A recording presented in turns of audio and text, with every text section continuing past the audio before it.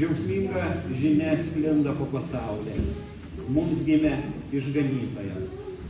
Tačiau dažnai mūsų gyvenimo džiaugsmą trikdo pyktis, nuoskaudos, kartėlis.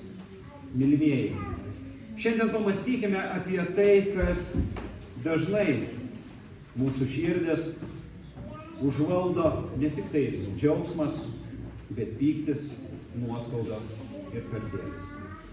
Gyvenime kiekvienas iš mūsų susidurime su skausmu, išdavystėmis, nesupratimu.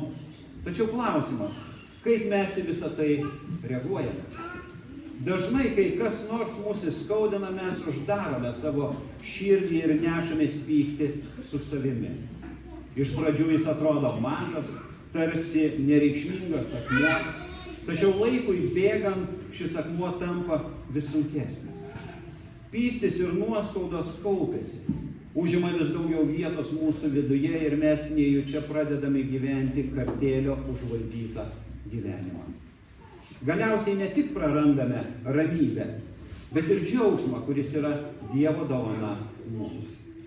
Kai prarandame mums teikiamą džiaugsmą, mes nesuprantame, kaip kiti gali džiaugtis. Juk tai neteisinga. Jei aš kenčiu, tai ir visi aplinkui turėtų kentėti. Prisimenate Kainą ir Abelį?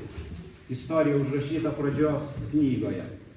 Kainas supyko, kai Dievas priėmė jo brolio Abelio auką, o ne jo.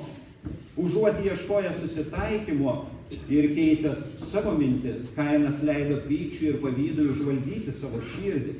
Tai atvedė į brolžudystę ir Dievo prakeikimą. Ši istorija parodo, kaip pyktis ir pavydas gali sunaikinti ne tik santykius, bet ir patį žmogų.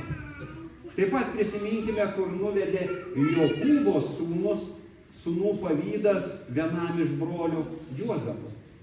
Juozapo broliai, pavydėdami tėvo meilės ir Juozapo pasitikėjimo savimi, leido kartėliui įsišaknyti savo širdyse.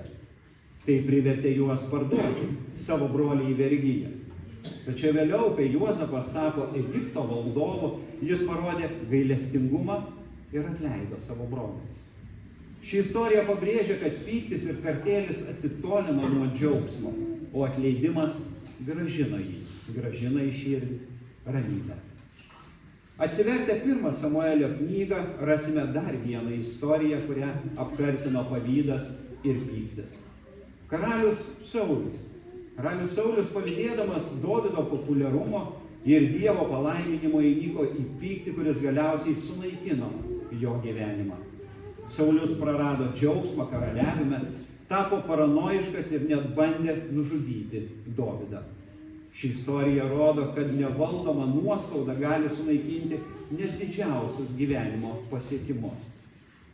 Šiandien prisiminkime ir sūnaus Palaidūno istoriją Evangelijoje pagal Luką, kurioje vyresnysis sūnus supyko, kai tėvas priėmė jo brolį, kuris iššvaistė savo palikimą, grįžo atgal į namus. Vyresnėlio kartėlis neleido jam džiaugtis broliu ir tėvo gerumu. Tėvo žodžiai, tu visada esi su manimi ir visa, kas mano, yra tavo, primena, kad kartėlis ir nuoskaudos atima džiaugsmą net ir tada, kai turime viską.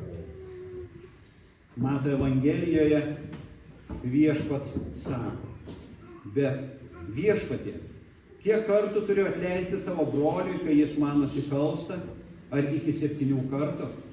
Petras paklausė Viešpaties, kiek kartų jis turi atleisti broliui, kai jis nusikalsta? Viešpats atsakė, ne 7, bet 77 kartus. Šią mintį Jėzus paremė palyginimu apie negailestingą tarną, kuris gavęs atleidimą už didžiulę skolą, pats nesugebėjo atleisti smulkesnės skolos kitam. Tai parodo, kad negebėjimas atleisti kitiems trukdo mums patirti Dievo atleidimą ir džiaugsmą. Jėzus mus kviečia atleisti. Kodėl? Nes atleidimas išlaisvina. Tai nereiškia, kad pamiršime skriaudas ar kad tai, kas buvo padaryta, nebuvo neteisinga. Atleidimas yra dovana mums patiems. Kai paleidžiame pyktį, nuoskaudas, mes leidžiame Dievo ramybei ir džiaugsmui vėl įeiti į mūsų gyvenimą. Atleidimas nėra lengvas, bet jis yra kelias į išgijimą. Dažnai mes norime matyti teisingumą, norime, kad skriaudėjai būtų nubausti, bet Dievas kviečia mus atiduoti visą tai į jo rankas. Kartais nuoskaudos šaknis yra taip giliai, kad atrodo, jog net neįmanoma jos išrauti. Tokiu atveju Dievas kviečia mus kreiptis į jį pagalbos. Melskime jo jėgos, kad mūsų širdis būtų išlaisvintos nuo neapykantos, nuo kylančio keršto jausmo. Viešpats nori padėti mums, bet jis laukia mūsų kvietimo. Su Dievo pagalba galime įveikti pyktį ir kartėlį, kuris mus griauna iš vidaus.